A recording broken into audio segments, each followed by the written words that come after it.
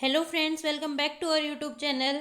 आप सभी का हमारे यूट्यूब चैनल पे स्वागत है। हम आशा करते हैं कि आप सभी अच्छे होंगे। देखिए, लेकर आए हैं एनटीपीसी अंडर ग्रेजुएट 2025 की जो परीक्षा हो रही हैं। आज 19 अगस्त शिफ्ट 1 का एनालिसिस इस सेशन में हम लेके आए हैं आप सभी के लिए। शिफ्ट 1 का आज का यह एनालिसिस है कि एग्जाम में किस तरह के क्वेश्चन पूछे गए हैं, कौन से पोर्शन से क्वेश्चन ज़्यादा आ रहे हैं, सारी चीज़ें हमने रखी हैं। मैथ का डिस्कशन हमने लास्ट में सेशन के रखा है। जो लोग चैनल पे नए हैं प्लीज़ चैनल से जुड़ जाइएगा, चैनल को सब्सक्राइब कर लीजिएगा। अगर सेशन पसंद आता है तो प्लीज़ लाइक कीजिएगा, कमेंट कीजिएगा। और जिसका इस शिफ्ट में एग्ज़ाम था वो कमेंट सेक्शन में इनके अलावा और भी क्वेश्चंस हैं वो डाल सकते हैं। और जैसे ही हमें क्वेश्चन मिलते हैं हम टेलीग्राम ग्रुप में डाल देते हैं। ज़्यादा से ज़्यादा ऑथेंटिक क्वेश्चन लेके आने की कोशिश करते हैं। तो टेलीग्राम ग्रुप से जुड़ने के लिए कमेंट सेक्शन में आपका लिंक दिया गया है, वहाँ से आप जुड़ सकते हैं। 180 डिग्री देशांतर को किस रूप में जाना जाता है? What is the 180 degree longitude known as? किस रूप में जाना जाता है? अंतरराष्ट्रीय तिथि रेखा। यह क्वेश्चन देखने को मिला। अंतरराष्ट्रीय तिथि रेखा के रूप में जाना जाता है, इंटरनेशनल डेट लाइन।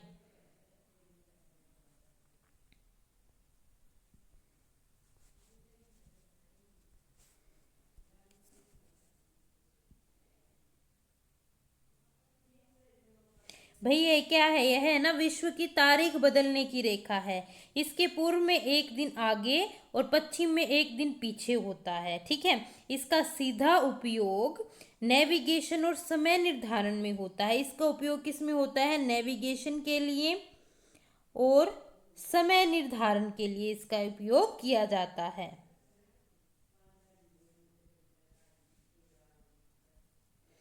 अगला प्रश्न देखने को मिला, भारत के दक्षिणी पूर्व में कौन सा देश है? Which country is the south east of India? कौन सा देश है? म्यांमार।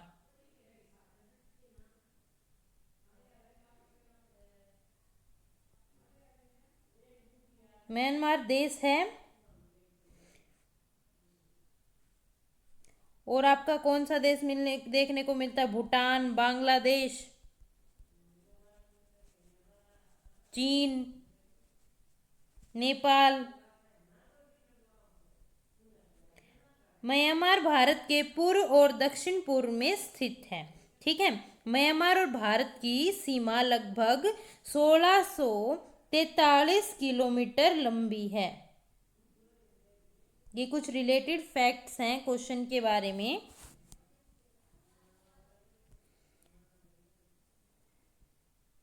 भाई जैसा कि हमें पता है कि भारत की सीमा 7 देशों से लगती है, पाकिस्तान, अफगानिस्तान, चीन, नेपाल, भूटान, बांग्लादेश, म्यांमार, ठीक है। ये भी आपके एग्जाम पॉइंट ऑफ व्यू से के लिए जरूरी नॉलेज है। अगला प्रश्न है, कौन सा आंदोलन महात्मा गांधी जी को दहला दिया था? विच मूवमेंट शोक्ड महात्मा गांधी? तो भाई कौन सा था? तो वह कांड कौन सा था? जलियांवाला बाग हत्याकांड महात्मा गांधी जी को दहला दिया था।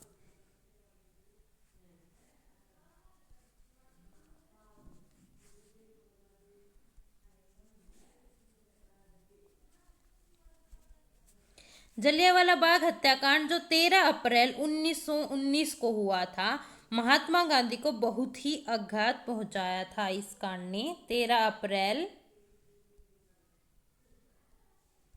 1919 को हुआ था।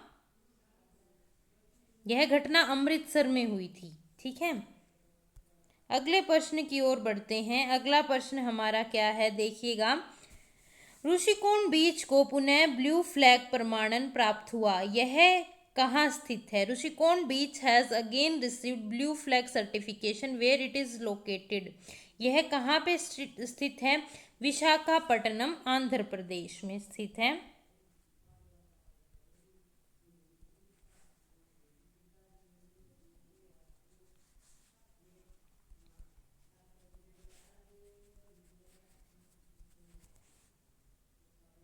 भाई ब्लू फ्लैग सर्टिफिकेशन क्या होता है, और चैनल पे जो आपके क्या कहते हैं करंट अफेयर की जो वीडियो है उसमें इस क्वेश्चन को पहले भी करा चुके हैं, कई बार इस क्वेश्चन को कराया जा चुका है। तो जो लोग वहां से देख कर गए हैं तो वो 100% इस क्वेश्चन को अटेम्प्ट कर चुके होंगे। क्यों? क्योंकि यह क्वेश्चन बार बार कराया जा चुका है। ब्लू फ्लैग सर्टिफिकेशन भाई एक अंतरराष्ट्रीय मान्यता है, इंटरनेशनल मान्यता है, जो साफ सुथरे और पर्यावरण के अनुकूल को दी जाती है। जो चीजें साफ सुथरी होती है उनके लिए यह दी जाती है।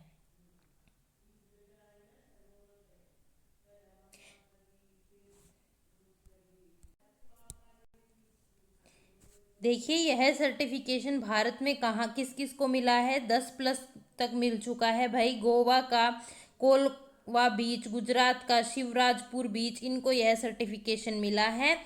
यह बीच के लिए सर्टिफिकेशन होता है आपका। अगला प्रश्न देखिए, निम्नलिखित में से किसने poverty and un British rule in India नामक पुस्तक लिखी? Who among the following wrote the book poverty and un British rule in India? Dadabhai निरोजी ने यह पुस्तक लिखी थी।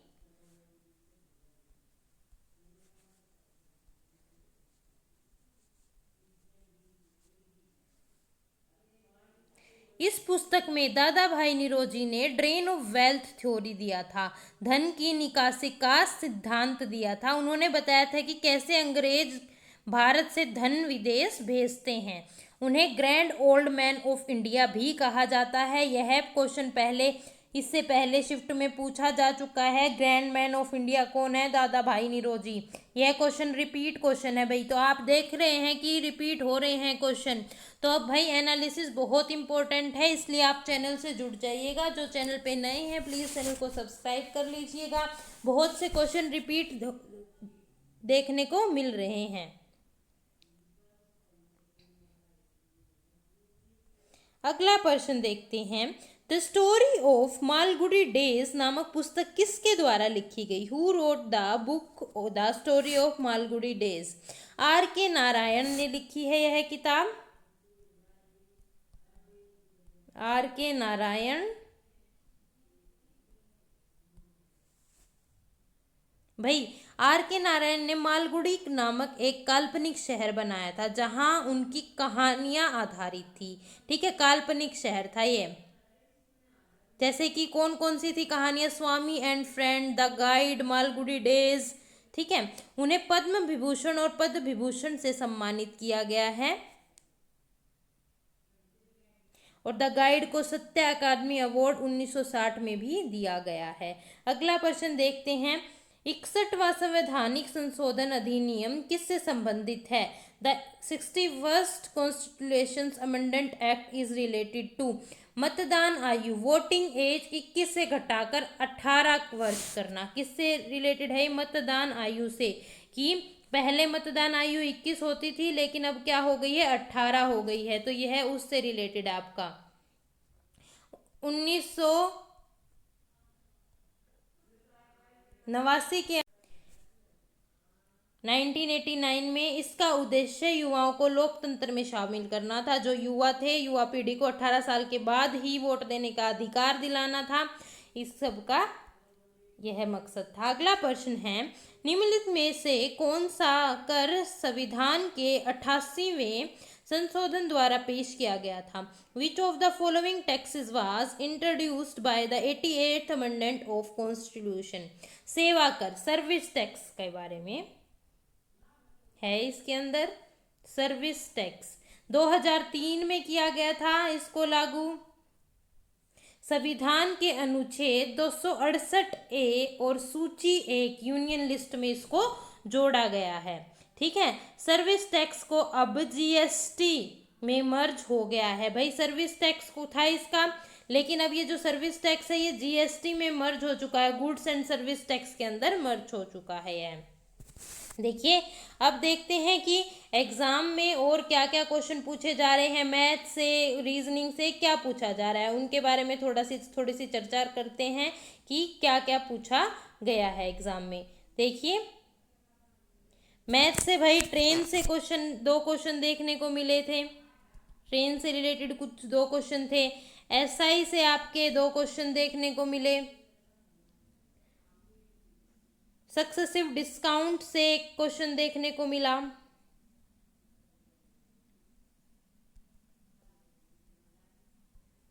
एक क्वेश्चन देखने को मिला। प्रॉफिट एंड लॉस से 2-3 क्वेश्चन देखने को मिले। Profit and loss. सिंप्लीफिकेशन के 1-2 क्वेश्चन देखने को मिले हैं। 1 से 2 क्वेश्चन देखने को मिले। मोड से 2 क्वेश्चन देख आए हैं भाई एग्जाम में। इस शिफ्ट में मोड से 2 क्वेश्चन, टाइम एंड वर्क से 1 क्वेश्चन आया है। यह पर्टिकुलर मैथ से पूछे गए हैं सारी चीजें, ठीक है। मैथ में ये सब चीजें पूछी गई हैं। अब रीजनिंग पे देख लेते हैं कि रीजनिंग में क्या पूछा जा रहा है। ये सारा मैथ का पोर्शन है, तो ये जो जिनका एग्जाम नहीं हुआ है ये सारी चीजें करके जाना, यहाँ से क्वेश्चन पूछने को देखने को मिल रहे हैं। अगला प्रश्न है, अगला आपका क्या है, रीजनिंग। रीजनिंग से क्या देखने को मिल रहे हैं, सीटिंग अरेंजमेंट से क्वेश्चन। सीटिंग अरेंजमेंट से हर शिफ्ट में 1-2 क्वेश्चन देखने को मिल रहे हैं। 4 से 5 क्वेश्चन देखने को मिले हैं इस शिफ्ट में। कोडिंग एंड डिकोडिंग से 2 से 3 क्वेश्चन।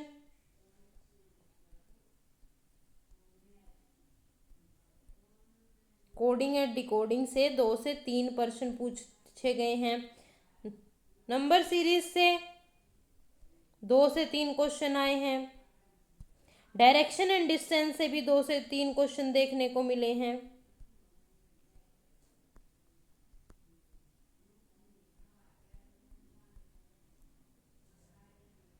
मैथमेटिकल ऑपरेशन से आपके 2 से 3 क्वेश्चन देखने को मिले हैं। तो जो जिनका एग्जाम नहीं हुआ है इन पर्टिकुलर पोर्शंस को तो करके ही जाना, क्योंकि हर शिफ्ट में यहाँ से क्वेश्चन देखने को मिल रहे हैं। सीटिंग अरेंजमेंट से ज़्यादा क्वेश्चन पूछे जा रहे हैं।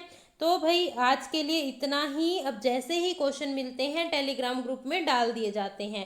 तो जो लोग टेलीग्राम से नहीं जुड़े हैं जल्दी से जल्दी जुड़ जाइएगा।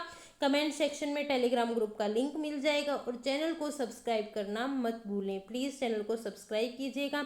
अगर आपको सेशन पसंद आता है तो लाइक कीजिएगा। और जिन जिन बच्चों के इस शिफ्ट में एग्ज़ाम था वो सभी क्वेश्चंस डाल दीजिएगा। आपके पास अगर इनसे अलग क्वेश्चन है तो कमेंट सेक्शन में आप डाल सकते हैं और अपना जो भी कमेंट है वो कर सकते हैं। Thank you so much. मिलते हैं नेक्स्ट शिफ्ट के एनालिसिस में।